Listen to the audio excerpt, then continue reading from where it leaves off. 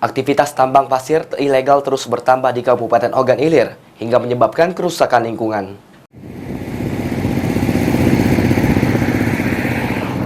Tambang ilegal atau tanpa izin yaitu galian pasir terus marak di Kabupaten Ogan Ilir, seiring dengan adanya proyek pembangunan jalan tol di Ogan Ilir menuju Prabu Muli.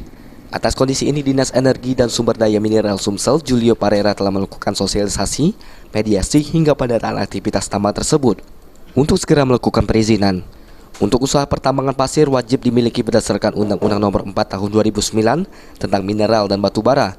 Apabila aktivitas tambang tanpa izin dilakukan, maka melanggar Undang-Undang Nomor 3 Tahun 2020 dengan ancaman pidana 5 tahun serta denda hingga miliaran rupiah. Aturan itu mereka melanggar, tetapi sebelum itu kan kami Dinas SDM ini untuk berikan sosialisasi, Pak, berikan pemahaman dan pengertian pembinaan, Pak. Jadi masyarakat yang betul-betul belum tahu ini kita kasih tahu supaya mereka nanti ke depan izin, Pak. Karena masyarakat ini mama, Pak, ada yang awam, memang ada yang mengira tapi sampai saat ini nggak tahu izinnya seperti apa mereka. Kita datang ke tempat mereka, kita berikan surat, nah inilah syarat untuk izin, Bapak mohon ke depan, Bapak harus izin, kalau tidak izin, Bapak aturan yang berlaku di Minerba itu Undang Nomor 3 Tahun 2020 itu kena pidana 5 tahun penjara denda 100 miliar. Itu kita himbaukan mereka, tapi bukan kita untuk dipakai, jadi mereka harus ke depan harus izin.